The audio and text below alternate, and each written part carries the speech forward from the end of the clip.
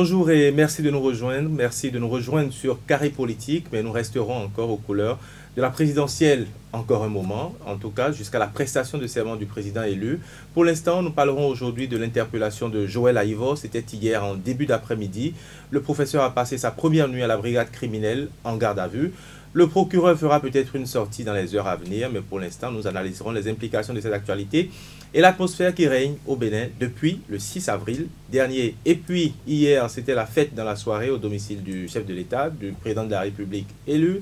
Patrice Talon a été donc élu pour un second mandat. On va analyser toutes ces actualités dans un instant, juste après les notes. Chers confrères, bonjour. Je commence d'abord par vous, d'abord Alphonse Moïse, Soudi, analyste politique. Pas vous notes d'abord, je vous présente et je vous salue, puisque ça fait un moment que vous êtes passé ici. Alphonse, bonjour. Bonjour à vous, Jean-Luc. Félicien Fayon, bonjour. Bonjour, Jean-Luc. Merci d'être avec nous. On va commencer par la dernière actualité que j'ai annoncée, c'est-à-dire la première déclaration de Patrice Talon, du président élu, il y a quelques jours seulement. L'élection, c'était le 11 avril dernier. Je vais vous demander de noter cette actualité, Alphonse Moïse Soudé, la déclaration de Patrice Talon. Vous donnez 5 à tout ce que le chef de l'État a dit hier. Vous allez nous dire pourquoi dans un instant. Je vais me retourner maintenant vers vous, Félicien Fayon. Félicien Fayon qui, après le 7, brandit finalement un 8. Ça veut dire qu'il est très satisfait. Alphonse Moïse Soudé, pourquoi 5 pourtant, quand on lit un peu à travers les lignes et qu'on voit les grands axes de cette déclaration qui a été faite hier par Patrice Talon, ce qu'on remarque d'abord, la toute première remarque, c'est quand même qu'il s'est d'abord adressé à ces challengers. C'était nécessaire selon vous et pourquoi 5? Non, vous savez, moi je dis, pour moi, ce n'était pas nécessaire que l'on puisse remettre. C'est vrai qu'il a remercié tout le peuple, ça c'est normal. Il a remercié les forces de sécurité et de défense parce que c'est ceux-là qui ont assuré la sécurité de tout le monde. Mais je dis, moi, ce qui m'a intéressé un peu dans la déclaration du chef de l'État, c'est des promesses. Vous savez, le chef de l'État, c'est comme le pape. On n'improvise pas quand on veut parler en tant que chef de l'État. On n'improvise pas, parce que quand vous improvisez, ça pourrait par la suite vous rattraper. Vous avez senti de l'improvisation? Oui, vous savez, oui, le chef de l'État n'a pas l'habitude. Le président Patrice Talon n'a pas l'habitude de parler. Et comme vous suivez bien, il a été présenté par le directeur de la communication. Il avait déjà fini de dire ce qu'il a dit. Il a déjà rassuré ses compatriotes. Il a pris des engagements vis-à-vis du second mandat. Mais ce qui est arrivé après, quand d'autres ont voulu intervenir, vous avez vu, parce qu'un président de la République, ce qu'il dit fait parole d'évangile. Donc je crois que la première partie m'a intéressé, mais la suite ne m'a pas intéressé. Donc je dis, le chef de l'État a pris des engagements vis-à-vis de la nation. Il a reconnu déjà que le premier mandat, on a eu des réformes difficiles. Cela a mis à mal un peu nos relations. Il a pris l'engagement non seulement de s'améliorer, mais de corriger un certain nombre de choses. C'est sur ce point-là qu'on va même revenir. Parce que si c'était un texte écrit, il y aura des choses qu'on aurait évité de dire, mais maintenant, dans le feu de l'action, sur le coup de l'émotion, le chef de l'État a parlé. On va revenir sur différents points, mais Félicien Fayon, Alphonse Moïse Soudé parle d'improvisation. Il dit que le chef de l'État n'a pas souvent l'habitude de parler. Pourtant, pendant les 2 semaines de campagne, on a vu un Patrice Talon souvent sur les podiums, très à l'aise quand il s'adressait aux populations. Alphonse Moïse Soudé parle d'improvisation alors qu'on a l'impression que ce qu'on a entendu hier était pratiquement, je veux dire, du déjà vu, puisque c'est le même discours qui a été tenu pendant pratiquement toute la campagne. Est-ce que vous voyez sous le même angle? Vous voyez la chose, pardon, sous le même angle? Je pense que non, parce que le chef de l'État est habitué à la parole et s'adresse facilement au public, et même sans fiche et sans aucun document. Et il en a déjà l'habitude, même quand on le prend comme ça sur le coup, je pense qu'il tient bien et sans difficulté. Et hier, c'est vrai, vous allez peut-être avoir l'impression que c'était de l'improvisation parce qu'il n'avait pas tenu un papier, mais il était quand même dans son bain. C'est un chef d'État sortant qui a été réélu et donc il n'avait pas besoin qu'on lui prépare un discours, un long discours. Ali, ce n'était pas encore l'occasion de la présentation de serment, non, du tout pas. Et puis les questions qu'il voulait aborder n'étaient pas des questions aussi techniques pour qu'il faille forcément se préparer par rapport à ça. Et vous avez dit, vous n'avez pas trop aimé le fait qu'il ait félicité ses challengers. Vous savez, on dit souvent qu'à vaincre sans péril, on triomphe sans gloire. Patrice Talon n'aurait pas gagné s'il n'avait pas eu de challenger. Et donc, c'est toujours bon de les féliciter. Ce ne sont pas ses ennemis, mais ce fut ses adversaires. Et donc, à partir de cet instant, les autres aussi, et puis on a appris à la veille que les autres l'ont appelé pour le féliciter. Mais pourquoi lui, à son tour, et il ne va pas aussi quand même les féliciter d'avoir compétit, d'avoir quand même été dans la course. Donc il n'y a aucun problème à ce niveau-là. Et parlant même de son discours, du contenu de son discours, je pense que c'était quand même un discours bien organisé. Il n'y avait pas un document là, mais c'était quand même un discours bien organisé. Je le dis parce qu'il a essayé quand même d'aborder, il a fait quand même le tour. Il s'est prononcé sur le processus électoral. Il a parlé des embûches que ça a connues. Il a reconnu qu'il y a eu des difficultés. Il a parlé des événements malheureux, il les a déplorés. Et puis maintenant, il a quand même félicité le peuple béninois qui a pu sortir malgré les menaces, la peur, tout ce que les gens tentaient de semer. Il a félicité donc les 50% qui ont pu effectuer le déplacement vers les urnes pour voter. Et puis ensuite, il a annoncé des perspectives. Il nous a rassuré qu'il fera tout, d'accord, pour continuer par travailler avec l'équipe qui est en place ou qui sera mise en place, qui fera en sorte que les efforts que nous allons fournir très prochainement, qu'on puisse les ressentir davantage. Ce ne serait plus quelque chose qu'on verra du loin. Il a même été jusqu'à s'adresser directement à la presse étrangère. Je ne sais pas si vous avez fait attention à ça. Et donc, je pense quand même que c'est un discours structuré, en tout cas, de mon point de vue. On va revenir sur ça tout à l'heure, mais ce qu'on peut dire déjà, c'est que ce n'est pas un nouvel exercice pour Patrice Talon, parce qu'il l'avait déjà fait il y a 5 ans. Et si on repart un peu en arrière, tout ce que Patrice Talon a dit il y a 5 ans, est-ce qu'on l'a vu? Et si on pose la question ainsi, c'est après ce qui a été dit hier, est-ce que vous pensez que les choses vont véritablement s'améliorer parce qu'effectivement, il a tenu des promesses? Oui, c'est là que moi, personnellement, j'attends le chef de l'État. Il a été clair, quoi, que les 5 premières années, on s'est concentré sur le développement. Maintenant, il faut qu'à partir dans le second mandat, que chaque Béninois sente dans son assiette. Selon vous, comment ça va se matérialiser? Comment est-ce que ça pourra se concrétiser? Parce que c'est ça le véritable souci. Oui, vous savez, pendant le premier quinquennat, on a reproché au chef de l'État et à son gouvernement de ne pas faire dans le social. C'est-à-dire que vous savez que beaucoup de personnes ont perdu leurs emplois, des gens n'ont pas pu être recrutés. Donc, j'estime que dans sa déclaration, le chef de l'État prend l'engagement de régler ces problèmes-là. Ce n'est pas de régler ces problèmes-là à 100%, mais il y aura une amorce. Parce qu'il a rassuré les gens que désormais, nous pourrons ressentir les effets de toutes les réformes opérées lors du premier mandat. Et je dis, c'est à ce niveau-là que j'attends le chef de l'État. Déjà au cours de la campagne, on avait déjà entendu beaucoup de personnes nous dire la gouvernance pour le second mandat sera autre. Parce que c'est vrai qu'au niveau des réformes, le chef de l'État dit qu'il faut mettre le doigt sur ce qui fait mal et qu'il faut corriger. Donc je dis, on a éprouvé les réformes en 2019, en 2020 et en 2021.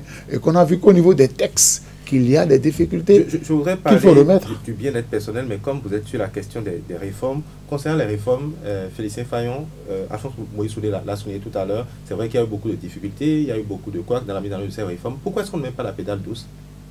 Oui, je ne suis pas d'accord avec Alphonse Moïse Soudé lorsqu'il dit qu'on a reproché au président lors du premier mandat, d'accord, qu'il y a eu moins de social et qu'il n'y a pas eu d'action qui ait touché directement la vie des populations. Je pense que non. Vous pouvez dire les premières années, mais ça a été corrigé plus tard.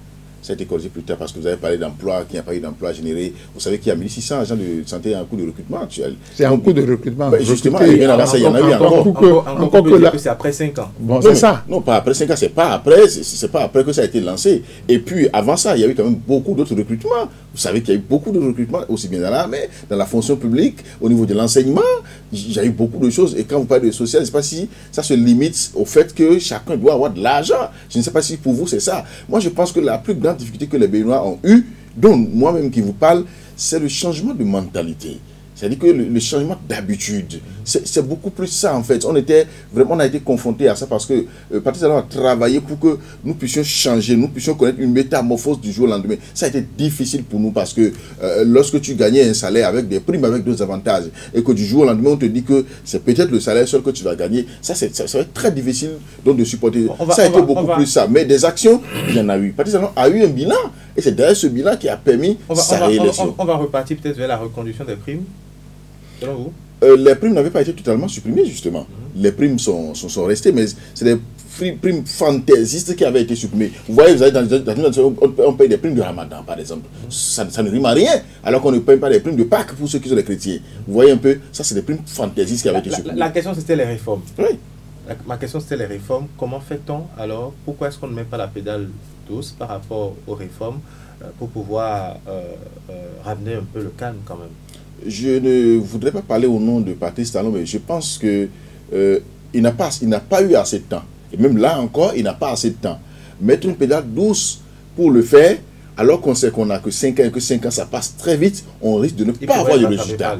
Et donc c'est pour cela qu'il faut y aller comme cela se doit. Et quelqu'un a dit dans ce pays qu'il faut faire il faut développer les gens contre leur propre volonté. Très bien. Patrice Talon a dit également qu'il veut donner le meilleur de lui-même et ce qui implique donc qu'il va devoir corriger ses propres erreurs. Alphonse Moïse Soudé, qu'est-ce qu'il doit corriger aujourd'hui dans sa gouvernance? La première des choses, je dis, quand je parle des réformes, il faut revoir les tests.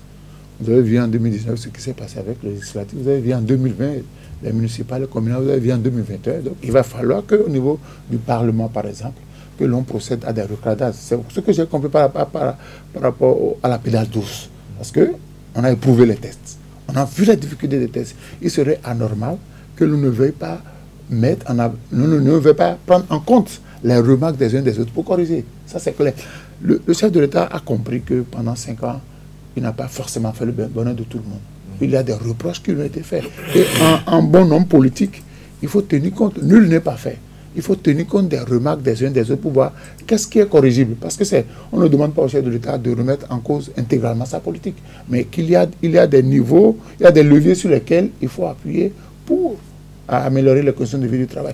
Quand vous parlez de recrutement, combien de Béninois travaillent à la fonction publique? Quel est le ratio du Béninois qui travaille à la fonction publique? Et ceux qu'on a recrutés maintenant, ils n'ont pas pris service au cours du premier quinquennat. Donc, ceux-là déjà rentrent déjà dans les actions à mener pour le second quinquennat. Il y a autre chose à faire. Je dis, tous les Béninois ne travaillent pas. Vous savez qu'avec les casses pour tracer les voies, il y a des difficultés. Donc, il faut pouvoir mettre à disposition de ceux-là peut-être des crédits pour améliorer, parce qu'il y a des familles monoparentales où c'est maman seule, à partir de ces petites activités relatives de revenus, qui s'occupent de la famille. Mais depuis qu'il y a eu problème, ça n'a pas marché. Donc le chef de l'État, il est conscient, parce qu'il a eu l'avantage d'avoir fait la tournée des 77 communes, il a écouté les uns les autres. Donc, dans son discours, j'ai constaté que le chef de l'État a envie d'améliorer ce qu'on lui a reproché. Ne pas corriger les erreurs, c'est penser que bon... Je vous refais la même question, parce que Talon a envie de donner le meilleur de lui-même. Les Béninois attendent beaucoup de lui. Selon vous, qu'attendent les Béninois aujourd'hui? Ben, ce qu'ils attendent, les Béninois comme moi, et je pense que le secrétaire l'a compris, il a dit lors de sa dernière tournée, je pense, dans le cadre des campagnes, il a dit qu'on va faire en sorte que les réformes prochainement puissent se faire ressentir donc au niveau des poches. Je pense que c'est ce que les gens attendent. Sinon que le développement, nous sommes déjà en cours. Nous avons déjà vu que le changement de comportement, ça vient. On a déjà vu que notre environnement, le cadre de vie a commencé par changer, parce que tu es à la maison, par exemple, on vient toquer à ton portail, et on ramasse les ordures, on ne te demande même pas de l'argent. Ça a changé. Déjà, depuis ta chambre, tu peux recharger ton crédit d'électricité, même à 2 h du matin, sans difficulté. Ça a changé déjà. Moi, j'ai payé la TVM hier par mon téléphone, ça a changé. Des gens peuvent aujourd'hui, même depuis Tumi, obtenir leur casier judiciaire sans se déplacer. Et donc, je pense qu'ils ont déjà travaillé pendant les 5 premières années à nous faciliter la tâche. Et là, maintenant, qu'est-ce que nous voulons pour ce second mandat? Nous voulons avoir de l'argent pour nous réaliser. Je ne dirais pas que nous voulons avoir de l'argent pour manger, parce qu'ils ont déjà travaillé pour que l'agriculture soit rénovée complètement. Vous avez vu les 100 milliards qui ont été mis en place déjà pour l'agriculture, le crédit non bonifié. Il y a eu beaucoup d'autres choses. Donc ça fait qu'aujourd'hui, il y a à manger au Bénin pour ceux qui travaillent et ceux qui veulent manger. Maintenant, ce que nous voulons, c'est de l'argent pour construire des immeubles, pourquoi pas. C'est de l'argent pour nous acheter des voitures, de l'argent pour nous réaliser. Par quel mécanisme on obtient cet argent, Alphonse Moïse Soudé? Non, vous savez, à travers les réformes du premier quinquennat, on a dû faire des économies. On a dû fermer des vannes pour quand même trouver de l'argent. Je dis, ce qui a été économisé sera redistribué. Il faut que cela soit redistribué, parce que, à la vérité, c'est quoi? Tous les Béninois ne sont pas impactés. Félicien, oui, on parle du ramassage des ordures. Moi, je suis dans une zone où je continue de payer mon abonnement pour qu'on vienne ramasser mes ordures. Si c'est à Cotonou, ça veut dire qu'on vous gruge. Si c'est à Cotonou, ça veut dire qu'on vous gruge. Non seulement vous payez peut-être, mais il faut dire aussi que la collecte ne se fait pas de façon systématique et qu'il y a beaucoup de... Ça pourrait être amélioré. Il y a beaucoup de zones qui ne sont pas couvertes et qui a beaucoup de dysfonctionnement au niveau de cette opération. Il y a certains qui... Moi, je vis à Cotonou, il y a certains qui ont bénéficié de ça eux-mêmes. Tout le monde. Donc, je dis, il faut faire en sorte que aujourd'hui... Parce que quand on dit la majorité, quand on dit le bonheur des Béninois, ce n'est pas de tous les Béninois, mais de la majorité des Béninois. En réalité, c'est ça, parce que il faut que les gens vivent mieux. Les réformes au niveau de l'électronique, c'est pas... Parce que On parle de réforme. Vous dites que c'est pas bon? Non, on parle de réforme par rapport... Avoir une fiche de paye, il fallait... Non, je dis, on parle de réforme par rapport aux citadins. Quand nous parlons de Béninois, il n'y a pas que les citadins, il n'y a pas que les intellectuels. Il y a aussi que dans les milieux reculés, il y a des analphabètes. Il faut jeter un coup d'œil à ce niveau. Je dis quelque part, il faut désormais, quand le Béninois ne vous demande pas de lui donner, qu'on appelle, votre argent, mais son minimum de 2 repas garantis, qu'il se soigne bien, que ses enfants aillent à l'école, même si lui n'est pas allé à l'école. Donc je crois que le chef de l'État a compris. Moi, il a fait la tournée et les conseillers au niveau de... Vous savez que même si vous allez aujourd'hui à Kouandé, par exemple, vous pouvez avoir vos enfants dans les écoles, des repas chauds, dans le cantines scolaires. Vous avez le microcrédit à partir de votre téléphone, même si vous êtes à Kérou. Donc je pense que ça touche tout le monde. Le reproche qui a été souvent fait ces 5 dernières années, c'est que les entreprises locales ne sont pas véritablement impliqués dans la construction du pays, et tant que c'est comme ça, la devise ne peut pas circuler à l'intérieur du pays. Est-ce que vous pensez aujourd'hui qu'il faut davantage impliquer les entreprises locales, qu'il faut davantage impliquer les Béninois pour qu'ils puissent également, pour que cet argent dont on parle puisse tomber dans leur poche? Oui, le discours du chef de l'État a évolué parce que des aides de compétences, on est passé à des Béninois respectables et dignes. Ça veut dire que le discours a évolué, qu'aujourd'hui, les Béninois peuvent travailler. Parce que quand vous êtes une entreprise locale, vous avez recruté vos compatriotes.